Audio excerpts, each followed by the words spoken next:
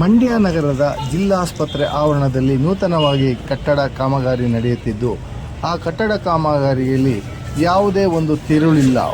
ಅವೈಜ್ಞಾನಿಕ ಕಟ್ಟಡ ಕಾಮಗಾರಿ ನಡೆಯುತ್ತಿದೆ. ಗಾಳಿ ಬೆಳಕು ಆಡಲಿ ಎಂದು ಸುತ್ತ ಆಸ್ಪತ್ರೆಯ ಮಧ್ಯದಲ್ಲಿ ಜಾಗ ಬಿಟ್ಟಿದ್ದರೆ ಅದರಲ್ಲಿ ಪ್ರಕೃತಿ ಉದ್ಯಾನ ಮಾಡಬಹುದಿತ್ತು. ಅದರ ಬದಲು ಕಟ್ಟಡ ಕಾರ್ಯಕ್ರಮವನ್ನು ಮಾಡುತ್ತಿದ್ದಾರೆ.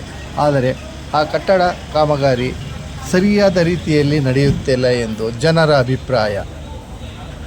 ಇದರ ಬಗ್ಗೆ ಸರ್ಕಾರವು ಕಿಂಚಿತವೂ ಕಣ್ಣು ಕಾಣದ ರೀತಿಯಲ್ಲಿದೆ. ಹಾಗೆ ಅಧಿಕಾರಿಗಳು ಕೂಡ ಯಾವುದೇ ರೀತಿ ಗಮನ ಹರಿಸುತ್ತಿಲ್ಲ. ಈ ಕಟ್ಟಡ ಕಾಮಗಾರಿ ಎಷ್ಟು ಚೆಂದವಾಗಿ ನಡೆಯುತ್ತದೆ ಎಂದು ಕಟ್ಟಡ ಮುಗಿದ ನಂತರವೇ ಗೊತ್ತಾಗುವುದು.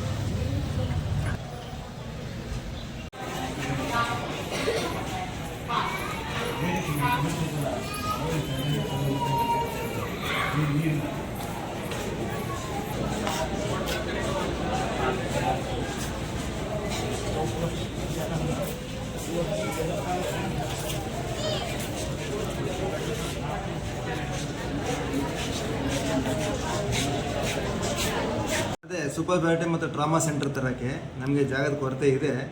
ಅದನ್ನೆಲ್ಲ ಕೊರತೆಯನ್ನು ನೀಗಿಸ್ತೇವೆ ಅಂತ ಮಾನ್ಯ ಸಚಿವರು ಕೂಡ ಹೇಳಿದ್ದಾರೆ, ಮಾನ್ಯ ಇವರು MLA ಅವರು ಹೇಳಿದ್ದಾರೆ. ಸೊ ಆ ಕೊರತೆ ನೀಗಿಸಿದರೆ ನಮಗೆ ಎಲ್ಲ DPR ರೆಡಿ ಮಾಡಿಟ್ಟಿದ್ದೀವಿ. ಸೆಂಟ್ರಲ್ ಗೌರ್ಮೆಂಟಿಂದ ಒಂದು ಒಳ್ಳೆಯ ಆಸ್ಪತ್ರೆ ಮಂಡ್ಯಕ್ಕೆ ಬರಬೇಕು ಅಂತ ನನ್ನ ಆಸೆ. ಅಂತ ತರೋಕ್ಕೆ ನಾನು ಪ್ರಯತ್ನ ಪಡ್ತೀನಿ. ಒಂದು 300 ಕೋಟಿಯಲ್ಲಿ ಇದಿದೆ, ಅದಿದ್ದರೆ ಮಾಡಿಸ್ತೀವಿ. ಜಾಗ ಆದಷ್ಟು ಬೇಗ ಬಿಡಿಸ್ಕೊಳ್ಳೋಕ್ಕೆ ರೆಡಿ ಮಾಡ್ತಾ ಇದ್ದೀವಿ. ಅಲ್ಲಿ ಸೆಂಟ್ರಲ್ ಗೌರ್ಮೆಂಟ್ ರೆಡಿ ಇದ್ದಾರೆ. ಸೆಂಟ್ರಲ್ ಗೌರ್ಮೆಂಟಿಂದ ಬರುತ್ತೆ, ಅದು ಸ್ಕೀಮ್ ಇದೆ, PMSSY ಸ್ಕೀಮ್ ಅಂತ. ಆ ಸ್ಕೀಮಲ್ಲಿ ಒಂದು ಟ್ರಾಮಾ ಸೆಂಟರ್ ಅಥವಾ ಸೂಪರ್ ಸ್ಪೆಷಾಲಿಟಿ ಸೆಂಟರ್ನ ಮಂಡ್ಯ ಇದಕ್ಕೆ ಜನತೆಗೆ ಬರಲಿ ಅಂತ ನಾನು ಪ್ರಯತ್ನ ಪಡ್ತೀನಿ. ಎಷ್ಟು ಎಕರೆ ಬೇಕಾಗುತ್ತೆ ಸರ್ ಅಲ್ಲಿ? ಎಷ್ಟು ಸೂಪರ್ ಸ್ಪೆಷಾಲಿಟಿ? ಈಗ ಒಂದು 5 ರಿಂದ 6 ಎಕರೆ ಬೇಕು. ಅವೈಲೇಬಲ್ ಈಗಿಲ್ಲ, ನಾವು ಹುಡುಕ್ತಾ ಇದ್ದೀವಿ. ನಿಯರ್ ಬೈ ಎಲ್ಲ ಸಿಕ್ಕರೆ ಕೊಡ್ತೀವಿ ಅಂತ ಹೇಳಿ. ಮಂಡ್ಯ ಶಾಸಕರು ಹಿಂದೆ DHO ಆಫೀಸ್ ಹಿಂಭಾಗ ಮಾಡೋಣ ಅಂತ. ಅದು ಕಡಿಮೆ ಇದೆ, ಆ ಜಾಗ ಕಡಿಮೆ ಇದೆ, ಅದು ಸಾಧ್ಯ ಆಗಲ್ಲ. ಅದು ಏನೋ 3.5-4 ಅಷ್ಟೇ ಬರುತ್ತಂತೆ. ಬಟ್ ಬೇಕಾಗಿರೋದು 5 ರಿಂದ 6 ಎಕರೆ ಬೇಕು. Thank you. ನಮ್ಮ ಮೇಲಾಧಿಕಾರಿಗಳಿಗೆ ಬರೆದು ಅವರ ಬಳಿ ನಾವು ಕ್ಲಾರಿಫಿಕೇಶನ್ ಕೇಳ್ಕೊಂಡು ಅದನ್ನು ಮುಂದುವರಿತೀವಿ. ಸದ್ಯಕ್ಕೆ ಇವಾಗ ಕಾಮಗಾರಿ ನಡೀತಾ ಇದ್ದಾರೆ, ನಿಲ್ಲಿಸ್ತೀರಾ ಏನು? ಕಾಮಗಾರಿ ಅವ್ರ ಹತ್ರ ಮಾತಾಡ್ತೀನಿ ನಾನು, ಇಂಜಿನಿಯರ್ ಹತ್ರ ಮಾತಾಡ್ಬಿಟ್ಟು ಏನು ಮಾಡ್ಬೋದು ಒಳ್ಳೆಯದು ಅದನ್ನು ಮಾತಾಡ್ಬಿಟ್ಟು ಆಮೇಲೆ ಅದು ಮುಂದುವರೆದು. ಆ್ಯಕ್ಚುಲಿ ಇದು ಹೆಲ್ತ್ ಆ್ಯಂಡ್ ಫ್ಯಾಮಿಲಿ ವೆಲ್ಫೇರಿಂದ ಆಗ್ತಾ ಇರೋದು, DHO ಅವರಿಂದ. ಅವ್ರ ಹತ್ರನೂ ಮಾತಾಡ್ಬಿಟ್ಟು ಮುಂದೆ ಏನು ಮಾಡಬೇಕು ಅನ್ನೋದು ನಾನು ತಿಳಿಸ್ತೀನಿ.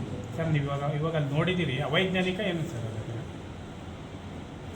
ಅಲ್ಲ, ವೈಜ್ಞಾನಿಕ ಅಂತ ಹೇಗೆ ಹೇಳೋದು, ಈಗ ಅದಕ್ಕೆ ಗಾಳಿ ಬೆಳಕು ಬಿಡ್ತಾರೆ, ಪೂರ್ಣ ಇದು ಮಾಡಿಬಿಟ್ಟು ಮಾಡ್ತಾರೆ.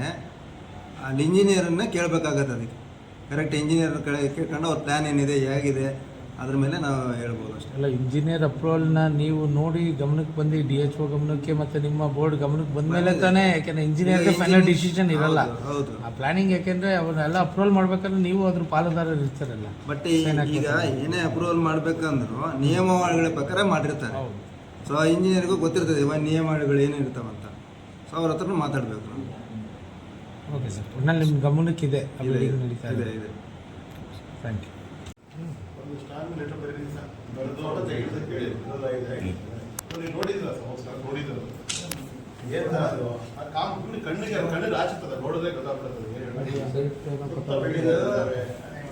ಏನೋ ಮಾಡೋ ಮುಂದೆ ನಮ್ಗೆ ಗಮನಕ್ಕೂ ಬರೋದಲ್ಲ. ಇದು ಯಾವುದೂ ನಮ್ಮ ಗಮನಕ್ಕೆ ಬಂದಿಲ್ಲ. ಇಂಜಿನಿಯರ್ಗೆ ಅಲ್ಲಿ ಕೊಟ್ಟಿದ್ದಾರೆ, ಬರ್ತಾ ಇದ್ದಾರೆ, ಮಾಡ್ತಾ ಇದ್ದಾರೆ, ಹಿಂಗೆ ಆಗಿರೋದು ನಾವು ನೋಡಿದಾಗ. ಆಮೇಲೆ ನಾನು ಇದು ಅಂದ್ರೆ ವೆಂಟಿಲೇಷನ್, ಗಾಡಿ ಬೆಳಕು, ಅಟ್ಲೀಸ್ಟ್ ಊಟ ಮಾಡ್ತಿದ್ರು ಈ ಕಡೆಯವರು. ಅಲ್ಲಿ ಗಂಧ ಮರಗಳು ಹಾಕಿದ್ರೆ ಬೇರೆ.